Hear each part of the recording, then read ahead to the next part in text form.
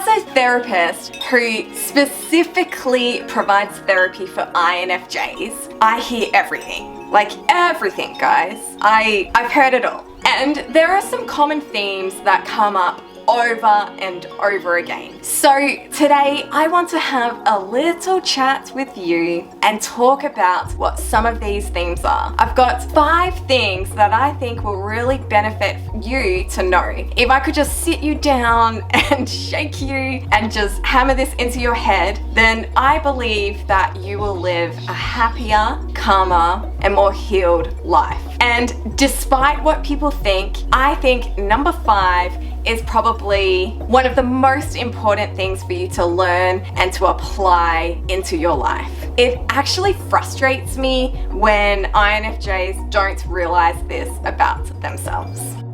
I know, the first thing I talk about, you're going to be thinking, gosh, I talk about this all of the time. But I do because it's so important, and I just wish you would really understand the importance of this and understand the transformation that your life could take if you take this on board. Now, we all know that INFJs, they struggle to fit in. They feel misunderstood. They, throughout their life, have gone through rejection and people pushing them away. Sadly, rejection is part of the INFJ's life, especially during childhood and that adolescence years, and probably in your 20s as well. Eventually, you need to get to a place where you can just brush all of that away and where you can come to a place of self-acceptance. There it is. That's the first thing I wish you knew, was self-acceptance. If you can learn to come to a place of self-acceptance where you can take your mask off, where you can stop thinking I'm too much for people or I'm not good enough for others, and being free to be fully yourself without worrying on if people are going to reject you or not, then the right people will be drawn to that. It'll be like moths to the light. They'll be drawn to you being your authentic self.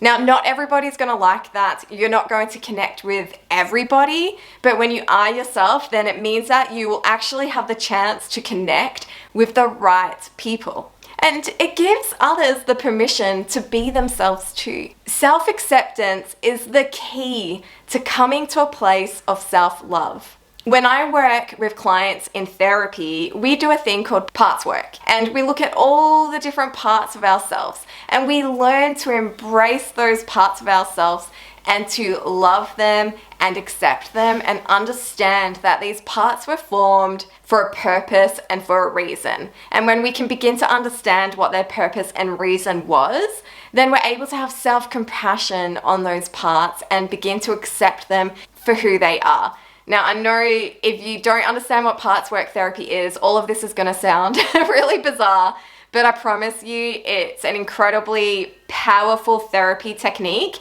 that I have seen work with INFJs over and over again. If anything, I actually think this type of therapy technique is what works best with INFJs, at least in my opinion. Let's talk about number 2. Something for you to understand about INFJs is that our most inferior function is the SE, meaning extroverted sensing. This is where we're really crap. We're crap at extroverted sensing. Our power comes in our intuition, not in our sensing. Okay, what is extroverted sensing? Basically, it's the ability to be completely present and aware of the world that is surrounding you. Those who have strength in extroverted sensing, they're really joyful people because they're able to be present in the moment, they're able to take in all this external stimuli and feel really good about it. Those with extroverted sensing are able to be in their body and understand the sensations that is happening in their body. And not only that, they're experiencing the world around them as it unfolds. That sounds amazing to me. My whole life, I struggled to do this. I was such a daydreamer and in la la land. Do you know what I mean? Is that your experience too, being a daydreamer and just like la la la la la? It's actually really difficult for an INFJ to do this. And what I find happens in therapy sessions is it's a whole new learning experience for people to know what their feelings are in their body, where they're feeling it, and for them to practice mindfulness and being in the present moment. What I have found to be true in my life and in my clients' life is that when you can begin a daily practice of mindfulness and a daily practice of like consciously choosing to be in your body and experiencing all of the beautiful things around you, then you will feel a greater sense of joy, calm, and gratitude. In my therapy sessions, we take moments to, when we're talking about feelings and emotions and memories that are coming up, I like to ask them, where do you feel that in your body? And some of the answers vary. It could be in the chest, it could be in the stomach. I've even heard an answer if it's in the ankles. What I would encourage you to do is to have that daily practice of really taking in the world and all the external stimuli. What I mean by that is when you're going about and doing your daily chores, such as doing the laundry, is to be present, to when you're hanging up your washing on the clothesline, to really feel the grass between your toes, feel the sun on your skin, feel the texture of the clothes in your hands and the way the pegs feel as you peg up those clothes. Be present in how your body feels and how your arms and shoulders and back feels as you're doing this. Listen to the birds in the sky. Smell the scent of the flowers around you, of the freshly cut lawn, of the freshly washed clothes. Pay attention to the moment and choose to really be in it. Don't let your mind wander. Don't daydream. Don't think about the next thing that you need to do, but just choose to be present in the now. And I promise you that as you do this, you're going to feel this greater sense of love for the world. I promise you. Let me know if this is a practice that you do and what's happened for your life as you've started doing this practice. Okay, with number 3, this might not be for everybody. And I think it depends on where you're at in life, how old you are, your life experience. But my hope would be for all INFJs to reflect on if they have an entrepreneurial heart. Majority of my INFJ clients actually have a business, or they have a dream and a desire to have their own business. And I'm not just talking about like your average normal business, but a service or a product that will make a positive impact on the world, where it's not so much about the money making, but more about the value that that person can give to the world and to others, and to step into their healing qualities and be a healer in the world. I have met many INFJs who struggle to have a boss, to have somebody tell them how to do their day and how to live and what time to wake up, and I guess being micromanaged as well. So I think it really depends on the workplace that you're in and what it is that you do for a job. I didn't realize that I had an entrepreneurial spirit until my late 20s, and I think that's because I was so passionate about what I was doing that I had a lot of joy in what I was doing.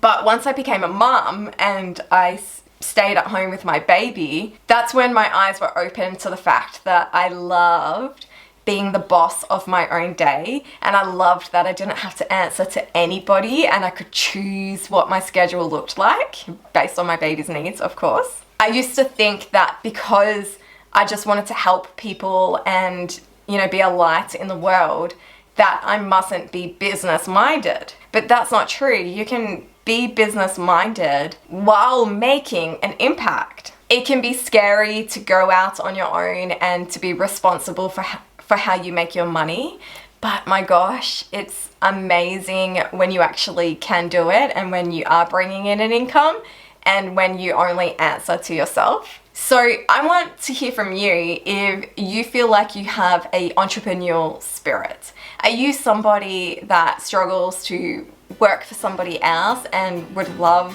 to do your own thing? Let me know in the comments.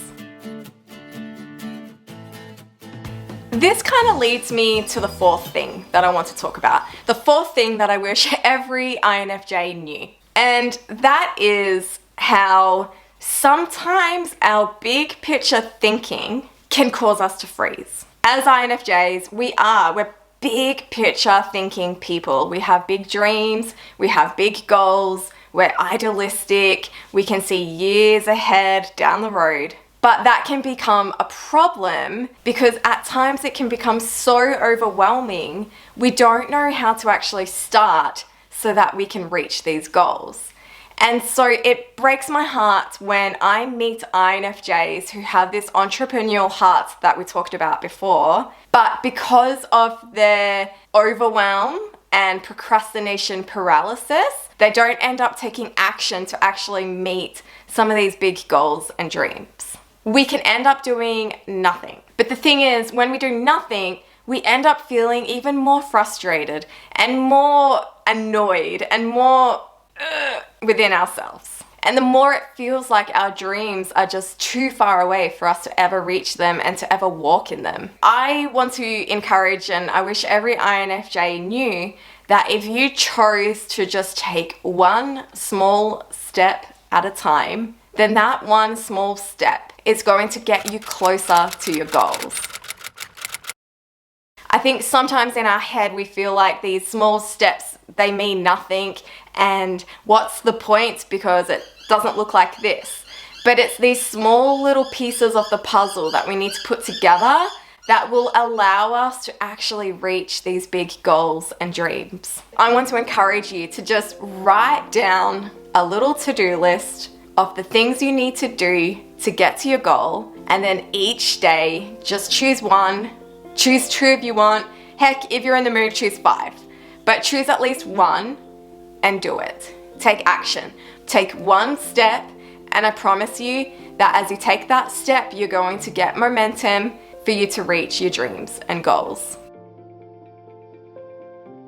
Okay, number 5. I don't think we talk about this enough, and we need to have a conversation about it. It's really important. We often make jokes about being an INFJ and being a hermit and not liking people and staying home and how we'd prefer our own company, which is true. We're introverted by nature. But something that we're forgetting is that INFJs are some of the most social introverts. And even though we love our own company and love being at home, we also have a deep desire. It's in our nature to have a deep desire for connection with other people.